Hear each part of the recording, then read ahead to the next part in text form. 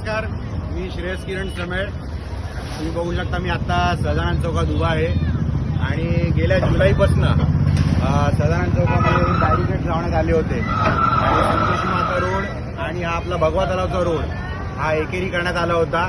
वाहतूक कोंडी सुटावी या हेतूने वाहतूक विभागाने हे पाऊल उचललेले. पण या बॅरिकेडिंगमुळे किंवा एकेरी मार्गामुळे नागरिकांना विशेषतः संतोषी माता मंदिर, जैन सोसायटी, रामबाग आणि भगवा तलाव आणि संतोषी माता रोडचे काही व्यापारी यांना या बॅरिकेडिंगचा प्रचंड त्रास होत होता. तर आपण त्याच्यानुसार 350-400 नागरिकांच्या सह्या हरकती घेतल्या आणि त्या आपले DCP साहेब आहेत, शिरसाट साहेब यांना आपण त्या सुपूर्द केल्या. त्याचप्रमाणे खासदार श्रीकांत शिंदे साहेब यांनी देखील या विषयामध्ये हस्तक्षेप केला आणि आज तुम्ही बघू शकता गेले 6 महिने सुरू असलेल्या पाठपुराव्याला आज आपल्याला यश होत आहे.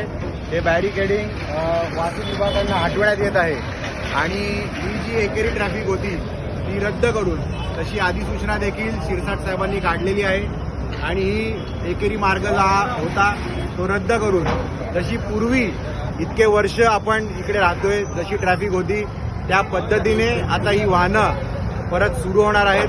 तर मी या निमित्ताने विशेषतः खासदार श्रीकांत शिंदे साहेब यांचा मनापासून आभार मानतो. त्यांनी वेळोवेळी मला सहकार्य केलं.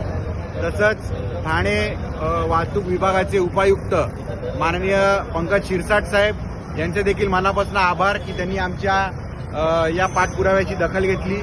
तसेच इकडचे वरिष्ठ पोलीस निरीक्षक वाहतूक मिलिंद जोडगे साहेब यांचं मनापासून आभार मानतो आणि सर्वात मोठा आभार मानतो ते या परिसरातील नागरिकांचं, यांनी इतके 6 महिने हा त्रास सहन केला पण कुठेही त्यांनी कोणता अनुचित प्रकार घडू दिला नाही आणि त्यांनी देखील वाहतूक विभागाला आणि आम्हाला भरपूर सहकार्य केलेलं आहे.